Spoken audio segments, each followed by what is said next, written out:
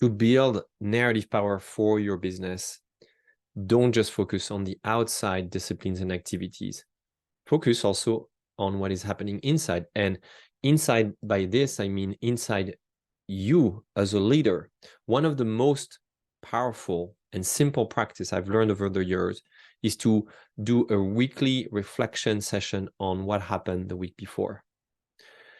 I spend a few minutes at the end of every week or at the beginning of the following, depending on my schedule, reflecting on what happened the week before so that I can learn from my practice and from my discipline as a leader.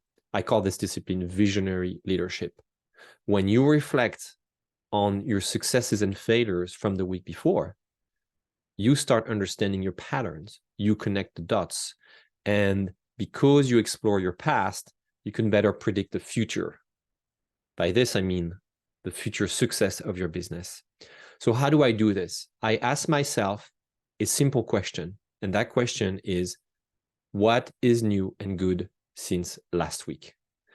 And I give myself some time to expand my thinking, explore my thoughts. Maybe I need to ground myself a bit before, do a few minutes of meditation to start connecting with the voice inside. And I start jotting down what comes to mind. I look at my schedule and I look at what happened. And sure enough, I realized that I already forgot so many great things, so many reasons to be appreciative for what life brought to my business. We all have amnesia as entrepreneurs. Have you noticed? We all tend to forget what we've done, why we do it, how we do it, and hence the reason why you need to document that journey. That is where the value is. That's where really the power of spiral learning, what I call spiral learning, is coming from. So after I've done this exploration, maybe just a few minutes, takes me usually 3 to 5 minutes. Might take you a little longer the first time, or longer because you just enjoy it and you have a lot to discover, rediscover and learn. That's great. Then ask yourself the following question. What were the 3 most important wins from last week? So you start narrowing it down to a list of 3 things and look around, look in a 360 fashion.